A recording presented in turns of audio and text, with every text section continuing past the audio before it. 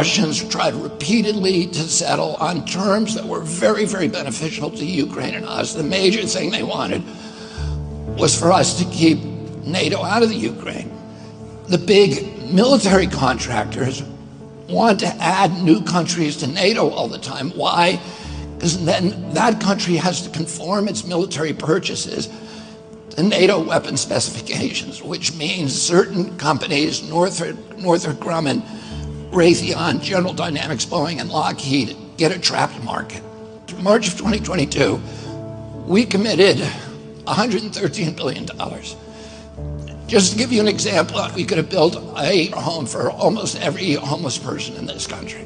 We then committed another $24 billion since then, 2 months ago, and now President Biden's asking for another $60 billion. But the big expenses are going to come after the war, when we have to rebuild all the things that we destroyed.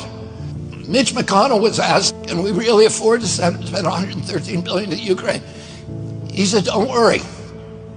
It's not really going to Ukraine. It's going to American defense manufacturers. So he just admitted it's a money laundering scheme. And who do you think owns every one of those companies? BlackRock. So Tim Scott, during the Republican debate, said, don't worry, it's not a gift to Ukraine, it's a loan. So raise your hand if you think that loan's ever getting paid back. Yeah, of course it's not. So why do they call it a loan?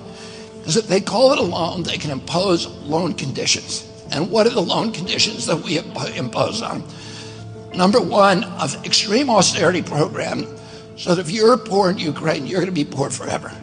Number two, most important, Ukraine has to put all of its government-owned assets up for sale to multinational corporations, including all of its agricultural land, the biggest single asset in Europe.